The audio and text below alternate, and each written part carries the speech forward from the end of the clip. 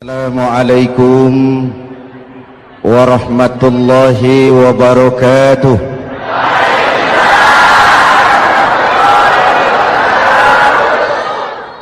Alhamdulillah wassalatu wassalamu ala Rasulillah Sayyidina Muhammad ibn Abdullah wa ala alihi wa sahbihi wa mawala, amma ba'du. Saudara-saudara kaum muslimin di seluruh tanah air, Nabi Nuh diberi umur 950 tahun, berdakwah sepanjang hidup. 800 tahun beliau dakwah, dapat pengikut tidak lebih 80 orang. Rata-rata 10 tahun satu. Yang dihadapi ini umat yang kurang ajar, bandel, bajingan, tengik. Kalau diceramahi, telinganya ditutup dengan tangannya. Ini saking kurang ajarnya ini umat. Diberikan dakwah, telinganya ditutup dengan tangan. Nabi Nuh ketika di puncak kesabarannya munajat, ya Rabb, bagaimana Nuh? Siang malam saya berdakwah kepada umat ini, saya sampaikan risalahmu, saya canangkan seruanmu, saya sampaikan ajaranmu. Inni da'autu qaumi lailan wa nahara, siang malam saya berdakwah kepada umat. Wa inni kullama da'autuhum ja'alu asabi'ahum fi adhanihim, tiap kali saya sampaikan dakwah kepada mereka, mereka tutup telinganya dengan tangannya. Saya tidak sanggup menghadapi umat seperti ini, ya Allah. Habis mau kamu bagaimana Nuh? Sikat saja sudah semua ini, bikin mati saja. Nanti kalau punya anak, anaknya kafir lagi. Lebih baik bapak moyangnya, mbah-mbahnya sikat semua. Rabbi la tazar 'alal ardi minal kafirina dayyara, jangan disisakan orang kafir, habisin semua. Itu mau kamu? Iya. Buat kapal Nuh, nanti aku turunkan banjir. Dengan apa saya membuat kapal ya Rabb? Pakai kayu Nuh. Kayunya dari mana ya Rabb? Dari pohon tentu. Pohonnya belum ada ya Rabb, tanam dulu Nuh. Membuat kapal kayunya nanam pohon dulu. Apa artinya? Perjuangan bukan simsalabim abragadabra. Perjuangan bukan makan lombok, ini hari dimakan, ini hari pedas. Perjuangan itu proses, ada keringat, ada air mata, ada darah, tempo-tempo nyawa. Itulah perjuangan. Sudah pohon ditebang, buatkan kapal di tengah kampung. Umat unjuk rasa lagi. Nuh makin gila, bikin kapal di tengah kampung, mau belayar kemana? Selesai Nuh, selesai ya Rabb, naik. Orang-orang yang beriman bersamamu naik. Binatang serba sepasang naik. Naik Nuh, naik. Orang beriman naik, binatang serba sepasang. Gerimis mulai turun.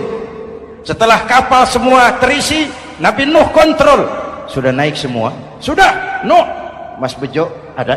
Ada. Mbok Painem naik, sudah masuk. Oke. Kan'an anak saya ikut tidak naik kapal. Kami tidak lihat Nuh. Turun ke bawah. Ada Kan'an. Kami tidak lihat Nuh. Naik ke atas buritan. Kelihatan Kan'an tidak ikut naik kapal. Kumpul bersama orang kafir di daratan. Inilah potret kehidupan. Kumpul dengan orang-orang kafir. Berapa banyak anak-anak kita tidak mau ikut orang tuanya ke masjid, kumpul dengan orang-orang kafir di tempat maksiat. Nuh karena sayang kepada anak, dari atas kapal memanggil, ya bunayyarkam ma'ana. Ya, ini bahasa orang manggil, Pak. Kan'an, kesini nak, naik kapal sama papi. Ini terjemahan bebas. Jawab Kan'an di bawah, Tidak mau Pak, saya di sini saja. Jangan nak, Allah sedang murka, akan turun banjir. Kalau datang banjir Bapak, sa'awi ila jabalin ya'simuni minal ma'. Saya akan naik ke gunung tinggi yang bisa menyelamatkan saya dari banjir. Kan'an naik ke gunung tinggi, gunung pun tenggelam dihantam banjir. Dalam puncak kepedihan, Nabi Nuh akhirnya sadar, ya Allah, kalau orang kafir tenggelam memang saya yang minta, tapi Kan'an kan anak saya. Nuh, anggap Kan'an bukan anakmu. Wa innahu amalun ghairu salih. Nuh sadar, akhirnya bilang, ana urid wa anta turid wallahu fa'alun lima yurid. Aku punya kemauan, kau Kan'an punya kemauan, Allah juga punya kemauan. Kemauan Allah lah yang akhirnya jadi kenyataan. Nek sekarang juga kita ngadepi musim banjir. Bukan banjir air saja, banjir peradaban-peradaban yang masuk ke negeri kita. Banjir maksiat, banjir munkarot. Kalau kita sudah ke masjid, kita sudah naik kapal. Tolong kontrol anak-anak kita. Tolong kontrol tetangga kita. Ayo naik kapal. Banjir.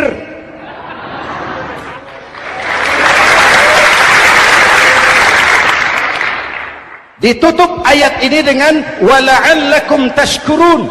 Atas hidayah yang diberikan kepada kita, kita bisa melaksanakan ibadah Ramadan, bisa takbiran, dan diakhiri dengan ungkapan tasyakkur. Tasyakkur dan tafakkur, mensyukuri nikmat. Saya berulang kali mengingatkan, nikmat bisa berubah menjadi azab kalau kita tidak pandai mensyukurinya. Bayangkan Pak, tahun 87-an kita itu jadi negara yang berswasembada pangan. Beras kita cukup untuk rakyat kita. Sekarang kita jadi pengimpor beras terbesar. Kita beli beras ke Vietnam, kita beli beras ke Thailand, ke negara-negara yang lebih kecil dari kita. Kenapa? Karena sawah kita tanami gedung dan beton. La in syakartum la azidannakum wa la in kafartum inna adzabi lasyadid. Kalau kamu bersyukur, aku tambah nikmat. Kalau kamu ingkar, tidak pandai bersyukur, awas, azabku pedih.